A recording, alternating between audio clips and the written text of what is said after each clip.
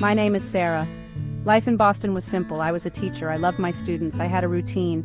Every day felt safe and predictable. Little did I know my world was about to change. A dark storm was coming. It all started with a man. He appeared suddenly in my life, tall, dark, and handsome. His eyes were deep and mysterious. I was drawn to him. He seemed different. There was an aura of sadness around him. We met at a bookshop. He was reading poetry. His voice was like velvet. He captivated me. He introduced himself as Julian. We talked for hours. I felt an instant connection. He was unlike anyone I had ever met. Julian was a man of few words. He was private, almost to a fault. His demeanor was always calm, collected, and he carried an air of mystery that was impossible to ignore. He never spoke about his past. I found it intriguing, almost like a puzzle waiting to be solved. His silence was a challenge, a riddle that I was determined to unravel. He was full of mystery. Every word he spoke, every gesture he made seemed to be cloaked in secrets. It was as if he was a character from a Gothic novel, living in the shadows. Our meetings became more frequent. Each encounter left me wanting more, craving the next piece of the puzzle. He had a way of drawing me in, making me feel like I was the only person in the world who mattered. He would take me on long walks. These walks were our sanctuary, a place where time seemed to stand still. We would wander through the city, lost in our own world. We would sit by the Charles River. The water, dark and mysterious, mirrored the enigma that was Julian. It was during these moments that I felt closest to him, even though he remained an enigma. He would talk about the stars. His knowledge of the cosmos was astounding. He spoke of constellations and galaxies with such passion that it was impossible not to be captivated. He seemed to know so much. His knowledge was vast, spanning subjects I had never even considered. He was fascinating, a true intellectual, and I found myself hanging on his every word. I was falling for him, but something felt off. His touch was cold, almost unnaturally so. He avoided the sun, always staying in the shadows. He always wore gloves, even on the warmest days. I dismissed it as his peculiarity. Love has a way of making you overlook the oddities, the things that don't quite add up. I convinced myself that it was just part of his charm. Love can make you blind. It can make you see only what you want to see, ignoring the warning signs that are right in front of you. I was no exception. I was blinded by his charm, his enigmatic nature, his intellect, his passion for the stars. It all combined to create a spell that I was helpless to resist. He proposed to me one night. It was unexpected, yet it felt like the most natural thing in the world. His words were like poetry, and I was completely entranced. Under the moonlight, he looked ethereal. The soft glow of the moon cast a halo around him, making him seem almost otherworldly. It was a moment of pure magic. I said yes without a second thought. In that moment, nothing else mattered. The mysteries, the oddities, the cold touch, they all faded away. All that remained was the love I felt for this enigmatic stranger. Our families were shocked. Julian was a stranger. My parents were worried. They had never met anyone like him before. His mysterious aura and the way he seemed to appear out of nowhere unsettled them. They couldn't understand why I was so drawn to him. They tried to talk me out of it. They said I was rushing into things, that I didn't know him well enough. They feared for my future, for my happiness. They wanted me to reconsider, to think about the life I was about to step into. But my heart was set. I had never felt such a connection with anyone before. Julian was different, and that difference was what drew me to him. I believed in our love, in the bond we shared. I was convinced that we were meant to be together. I was determined to marry him. I envisioned a future where we would be happy, where our love would conquer all obstacles. I ignored the doubts and the whispers, focusing only on the dream of our life together. The wedding was arranged quickly. There was an urgency in Julian's voice whenever we discussed the details.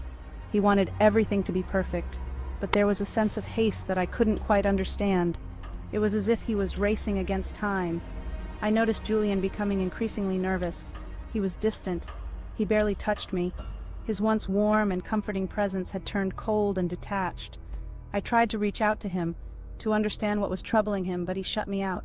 He would disappear for days. His behavior was erratic. I was concerned. I wondered where he went, what he was doing. The man I fell in love with was slipping away, and I felt helpless. I was left alone with my fears and doubts. But love conquers all, or so I thought.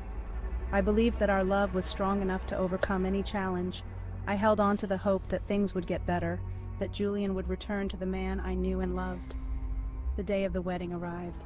Julian looked pale. His eyes were red. He seemed like a shadow of his former self. The joy and excitement that should have filled the day were overshadowed by a sense of dread. He seemed like he hadn't slept in days. The weight of whatever burden he was carrying was evident in his tired eyes. I wanted to comfort him, to ease his pain, but he kept his distance. He barely looked at me. The connection we once shared felt broken. I searched his eyes for a glimpse of the man I loved, but all I saw was a stranger. I brushed it off as wedding jitters. I told myself that it was normal to feel nervous on such a big day. I tried to ignore the nagging feeling that something was terribly wrong. I was happy that day. Despite everything, I was marrying the man of my dreams. I held on to the belief that our love would see us through, that we would find our way back to each other. I was marrying the man of my dreams. I envisioned a future filled with love and happiness. I believed that we would overcome any obstacle, that our love was strong enough to withstand anything. I had no idea what awaited me. The shadows that loomed over our wedding day were just the beginning. The whispers and secrets that surrounded Julian would soon unravel, revealing a truth that I was not prepared to face. The ceremony was beautiful. The dimly lit chapel, with its shadowy figures and mysterious atmosphere, created an almost ethereal setting. The air was thick with anticipation and a sense of solemnity that seemed to weigh heavily on everyone present. We were pronounced husband and wife. The words echoed through the chapel, binding us together in a union that felt both sacred and surreal. Our somber expressions were hidden in the shadows, but the gravity of the moment was unmistakable.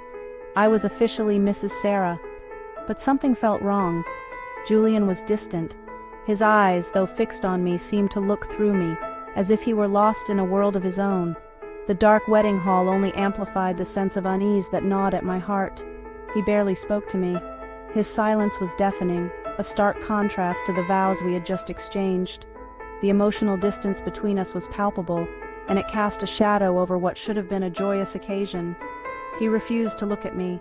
His avoidance was like a cold wind, chilling me to the bone.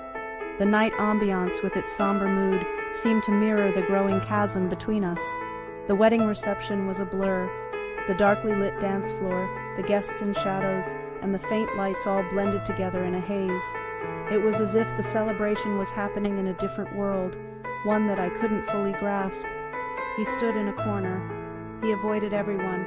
His solitary figure, shrouded in the dim light, was a stark contrast to the lively crowd. His mysterious presence only added to the growing sense of unease. He refused to eat or drink. My family was concerned. Their worried glances, cast in shadows, spoke volumes.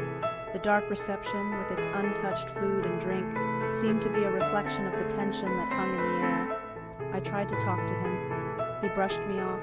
The nighttime tension was palpable, and his dismissive gestures only deepened my sense of isolation. The dark background seemed to swallow any hope of connection. He just wanted to get away from the crowd. Night fell. The twilight setting, with its darkening sky, felt like an escape from the prying eyes and whispered concerns, but it also felt like we were stepping into an unknown abyss. It was time for us to leave. The night had fully descended, and the dark surroundings seemed to close in on us.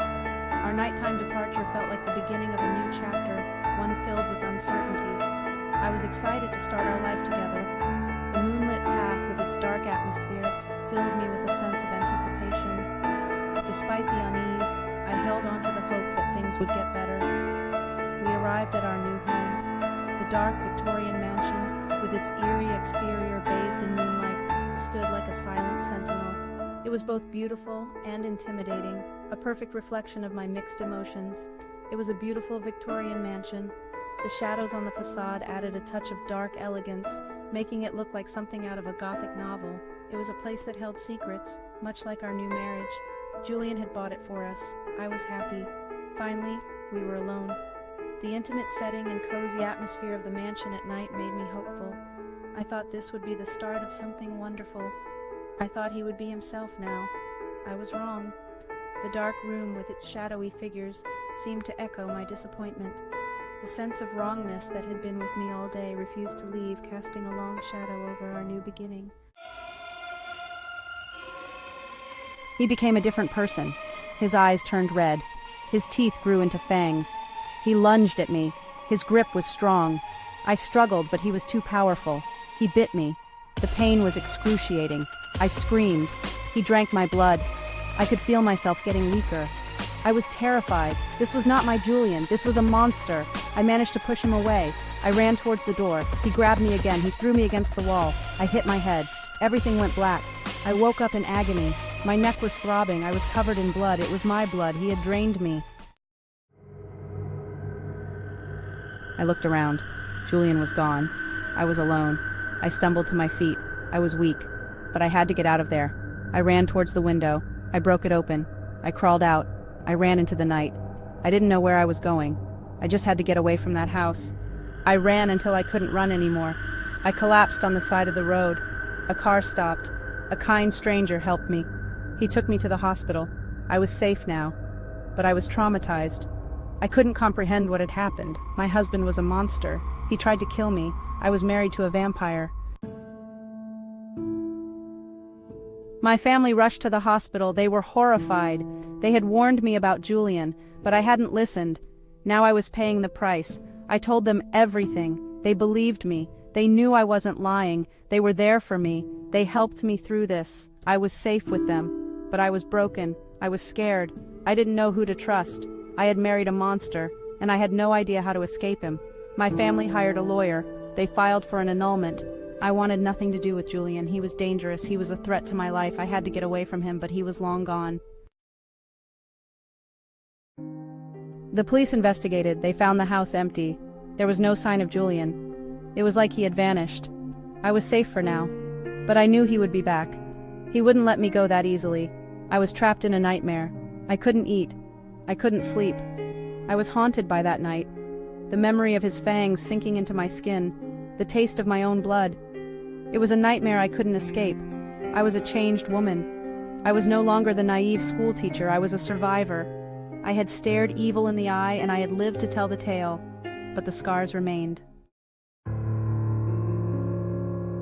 I started researching. I read everything I could find on vampires. I needed answers. I needed to understand. I learned about their powers, their weaknesses, their thirst for blood. It all made sense now. His aversion to sunlight, his cold skin, his strange behavior. It was all because he was a vampire, but why had he chosen me? What did he want from me? I was determined to find out. I wouldn't rest until I knew the truth. I had to protect myself, and I had to protect others from him. He was still out there, lurking in the shadows. I spent years searching, but I found nothing. Julian had disappeared without a trace. The nightmare was over, but the fear remained. I couldn't escape it. It followed me everywhere. I never fully recovered from that experience. I was afraid to love again. I was afraid to trust. I was afraid of the dark. I knew the truth. Vampires were real, and they walked among us. I lived my life in fear, always looking over my shoulder, waiting for the day he would return. I knew he would. He would come for me, and this time I would be ready. My life in Boston felt like a distant memory, a lifetime ago. I was no longer that innocent young woman. I was a survivor. I had faced my fears, and I had come out stronger, but the scars remained, a constant reminder of the darkness that lurked beneath the surface. I had married a vampire, and that experience had changed me forever.